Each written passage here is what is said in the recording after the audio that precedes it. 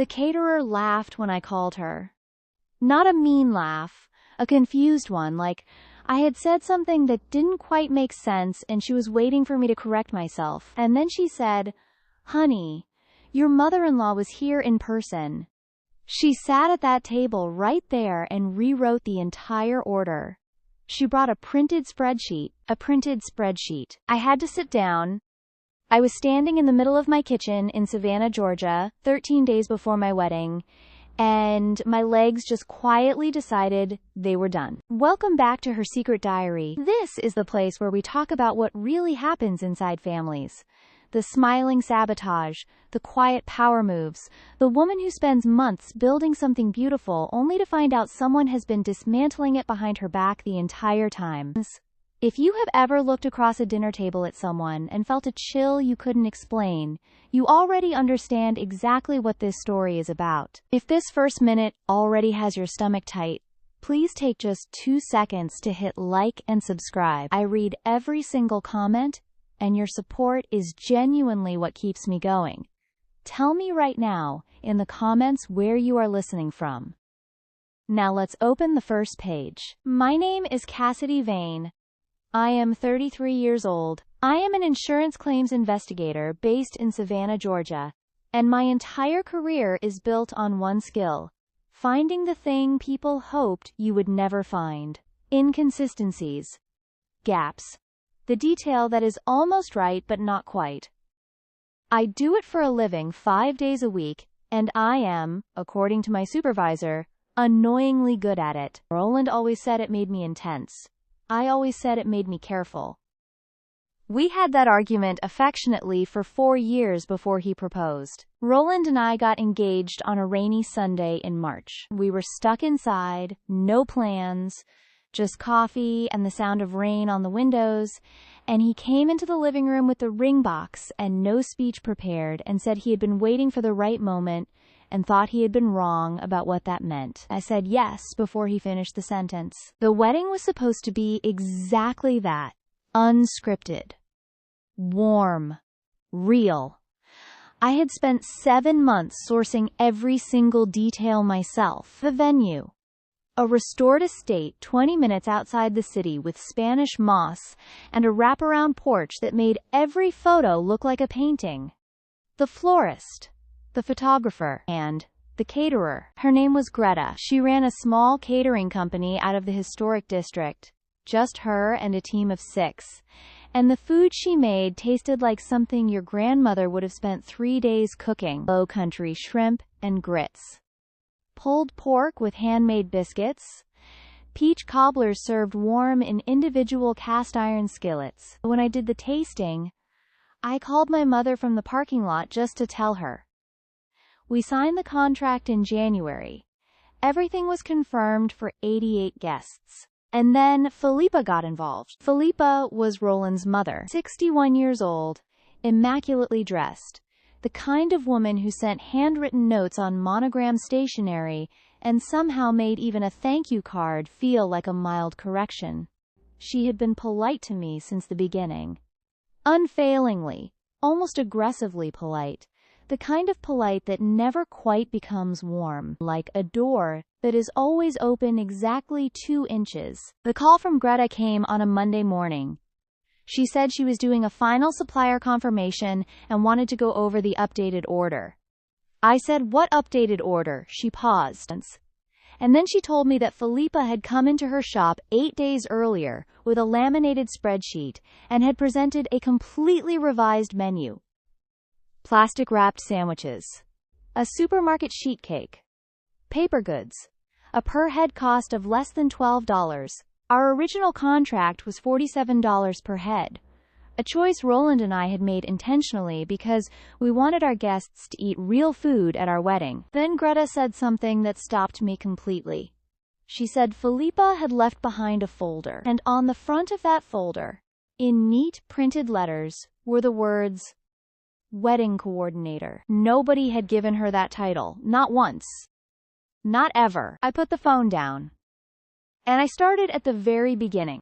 The first thing I found was the florist. I had an email thread with Savannah Bloom, the florist handling our ceremony arrangements, that I had not opened in 3 weeks because everything was confirmed and I had moved on. When I opened it now, there was a reply at the bottom of the chain that I had not written. It was sent from my email address. My exact address. Mine. At 9:17 on a Wednesday evening 3 weeks earlier. It had changed our centerpiece flowers from garden roses and eucalyptus to carnations and baby's breath. The florist had confirmed the change the next morning and sent a revised invoice that was 40% cheaper. She had been inside my email, not around it, not mimicking it. Inside it. Which meant at some point, she had my password. I thought about every family dinner. Every time I had left my phone on a counter, I thought about the weekend 3 months ago when we stayed at Felipa's house for Roland's birthday. And I had logged into my email from her guest room on her Wi-Fi. I changed every password I had. Email, vendor portals, everything. 2-factor authentication on all of it. And then I kept reading. The rental company thread was next. Chair covers, linens, centerpiece risers, all confirmed in January. But there was a modification sent 6 weeks ago that had downgraded the chair covers and switched the linens from champagne to white. White linens, at a low-country, southern wedding, at a historic estate. I stared at that for a long time. I kept going. The string quartet thread had a cancellation I had not sent. They had been told the live music was no longer needed due to a change in venue format, and had been released from their contract 4 weeks ago. The deposit refund had gone to an account number I did not recognize. I stopped reading. I got up and walked to the kitchen and ran cold water over my wrists, the way my mother taught me when I was 12 and feeling overwhelmed, and then I went back to the table. Because I was not done yet. By the time I had gone through every vendor thread, the picture was completely clear. Felipa had contacted 4 separate vendors. The caterer, in person, the florist, the rental company, and the string quartet, through my own email account. Every single change had stripped away the details that made the wedding feel like mine, the flowers I had agonized over, the music I had cried listening to at the sample performance, the linens I had driven 40 minutes to feel in person before ordering. She had not been trimming a budget, she had been editing me out of my own wedding. I called Jonelle. She picked up immediately the way she always did, like she had been waiting. Jonelle had been my best friend since we were assigned neighboring cubicles at our first jobs out of college. She listened to everything first, and then said exactly the one thing you needed to hear. I told her all of it. The caterer, the florist, the string quartet, the email access, the laminated folder with the self-appointed title. She was quiet for 4 full seconds, and then she said, "Cassidy, she did not make changes to your wedding, she tried to replace it." I had not put it in those words yet. But the moment she said it, I knew it was exactly right. Not a meddling mother-in-law with budget anxiety, a deliberate, months-long effort to dismantle every personal detail and replace it with something cheaper, flatter, and less mine. The question was why. And the question underneath that, the one I was not ready to say out loud yet, was how much Roland actually knew. I did not think he was involved. I trusted Roland the way you trust someone after 4 years of genuinely showing up, but there were versions of Felipa he had never had to look at directly because she had always been careful about what she showed him. Careful people do not get careless, they get confident. And confidence eventually makes them visible. I called Roland. I told him I needed him home tonight, and that he needed to be ready to look at something uncomfortable about someone he loved. He was quiet for a moment. And then he said, "Okay." That one word told me everything. But there was still one thing I had not found yet, and it was worse than all of it. Roland came home at 6:30 with his jacket still on and his keys still in his hand, like he had walked straight from the car without stopping. I had everything laid out on the dining table. Printed email threads, vendor confirmations, modification records, the string quartet cancellation with the unfamiliar refund account number. Organized exactly the way I organize a claims file. Chronological, tabbed, annotated. He stood at the edge of the table and looked at everything for a long moment before he sat down. I did not say anything. I let him read. It took him 20 minutes. I sat across from him and watched his face move through things quietly. Confusion first, then a stillness I recognized as the way Roland processed something he did not want to be true. He went back to the string quartet cancellation twice. He looked at the refund account number for a long time. When he finally looked up, he said, "The account number." I said I knew. He said, "That is not a vendor account. That is a personal account." I said, "I knew that too." I had run the partial routing number through a format check, and it matched a regional bank with branches in Felipa's neighborhood. She had not just canceled our string quartet, she had redirected the deposit refund directly to herself. Roland set the page down carefully. He pressed both hands flat on the table and looked at the wall for a moment in the way he looked at things when he was deciding who he was going to be about them. He said, "How long?" I told him the earliest modification I could trace was 11 weeks ago. The email access had started around the same time, shortly after Roland's birthday weekend at her house. She had been working quietly for nearly 3 months. He nodded slowly. Not defensively. Not reaching for an excuse. Just taking it in. And then he said something I had not expected. He said, "She did something similar at Archer's wedding." I looked at him. He said it quietly, like he was pulling something out of a drawer he had kept closed for years. Archer was Roland's younger brother. He had gotten married 4 years ago. Felipa had insisted on handling the rehearsal dinner as a gift to the couple. What arrived was a catered event half the size they had planned, a venue they had not chosen, and a guest list trimmed of anyone Felipa found inconvenient. Archer's wife had cried in the parking lot. Felipa had called it a misunderstanding. Roland had accepted that. Because it was easier. Because she was his mother. I reached across the table and put my hand over his. Not to comfort exactly. Just to stay present while he looked at it clearly for the first time. I said, "She took money."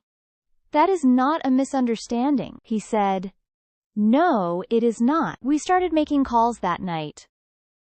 Greta first. She told me the new supplier order had never actually been placed, because something about Felipa's visit had felt wrong, and she had stalled waiting to hear from me directly. I felt something loosen in my chest when she said that. The florist confirmed the carnation order had not yet been finalized with the grower. We caught it in time. Garden roses and eucalyptus. Reinstated. The rental company confirmed our original linens and chair covers were still available. Reinstated. The string quartet was the hardest call. They had already booked another event for our date and could not move it. That one we had lost. Roland found a jazz trio 2 days later through a musician friend. They were good. Genuinely good. I told myself, it is different. It is still real. And then I opened the seating chart. Felipa had texted me 8 weeks earlier asking for the head table adjacent seat, closest to Roland and me during the reception, most visible in every photograph. The seat that said without a single word that she was central to this day. I had said yes, because I was still trying. I looked at the venue map for a long time, and then I thought about the covered veranda on the east side of the property. Same string lights, same wooden beams, beautiful view of the garden. But outside the main hall, no sightline to the head table. No place in any photograph that mattered. I moved Felipa's name. And then I called my mother. I want to tell you about the moment I knew Roland was completely with me. It was 2 days after the dining table conversation.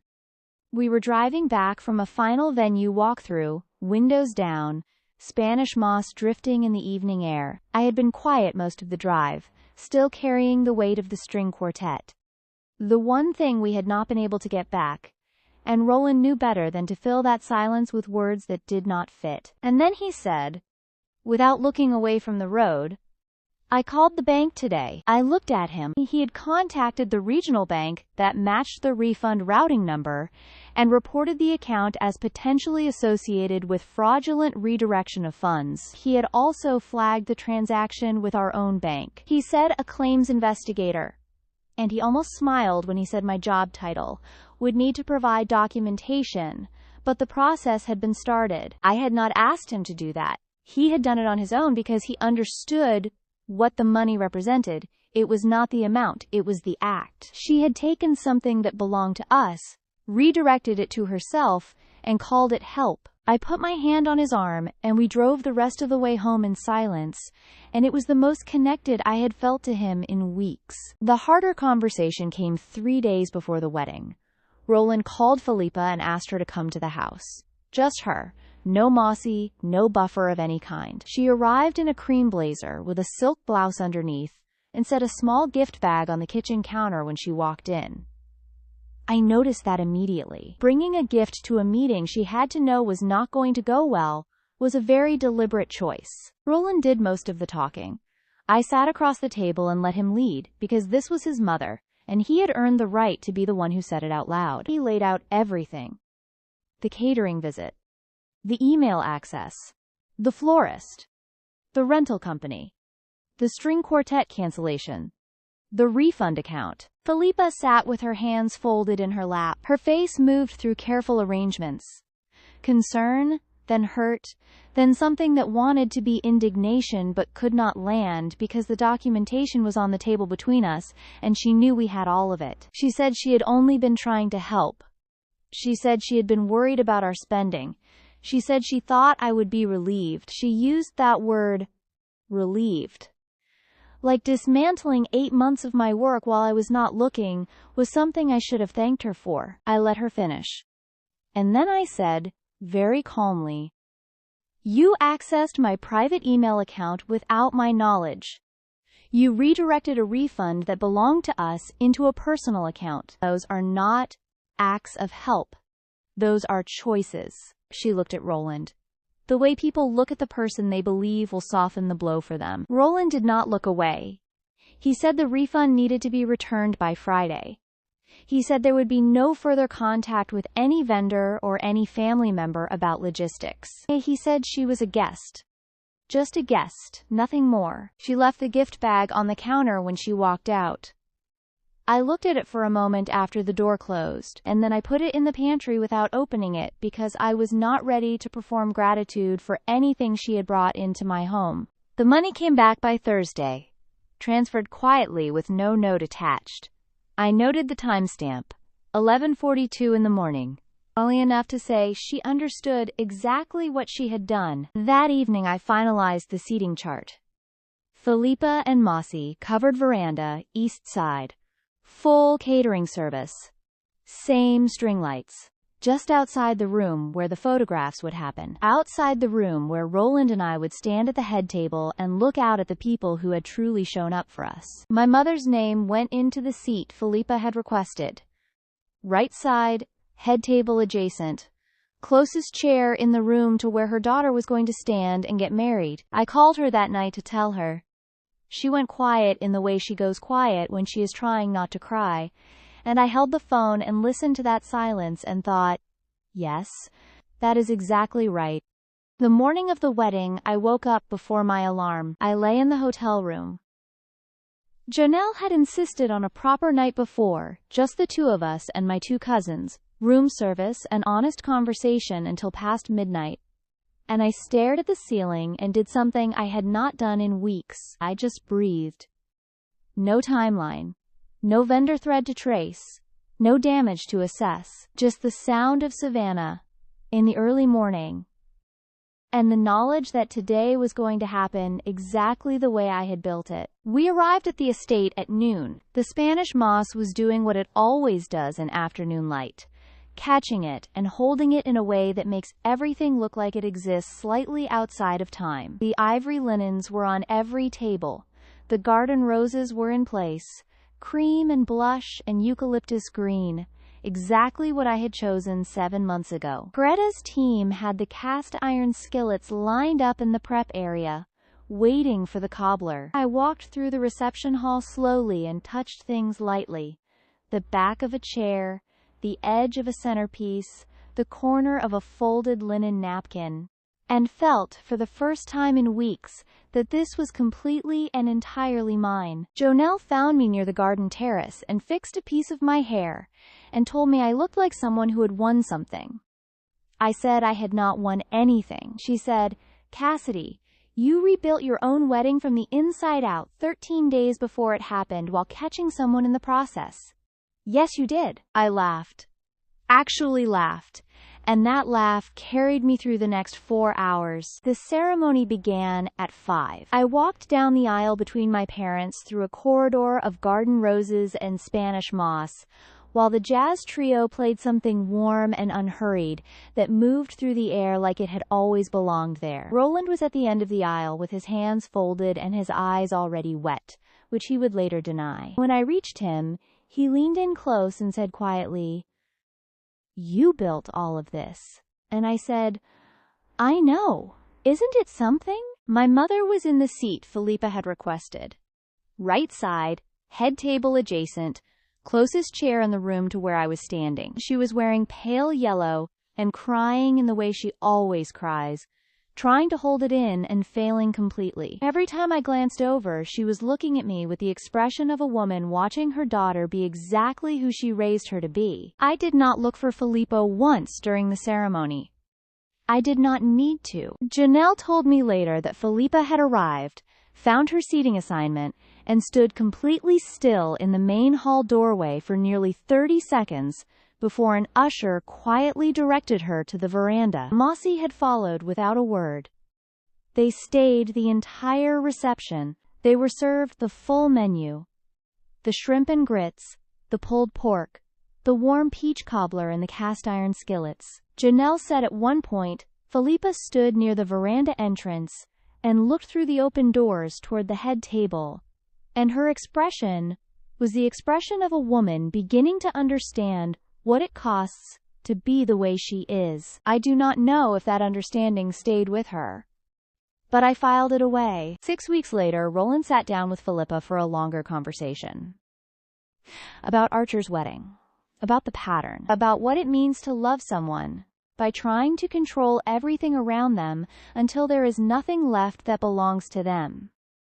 "It was not comfortable," she cried. She apologized. She said something about fear and losing him. Roland heard her and held the line anyway. "We are good. Genuinely, solidly good. Philippa and I are careful with each other now, civil. That may be the best it ever becomes, and I have made my complete peace with it. What I know is this. Every detail was restored. The food was everything. The jazz trio made 3 people cry during the first dance, and my mother sat in the best seat in the house and smiled for 4 straight hours. Nobody took that day from me. And the woman who tried watched it from the parking lot. If this story stayed with you, please like, share, subscribe, and leave a comment. If any part of this felt familiar, I really want to hear from you.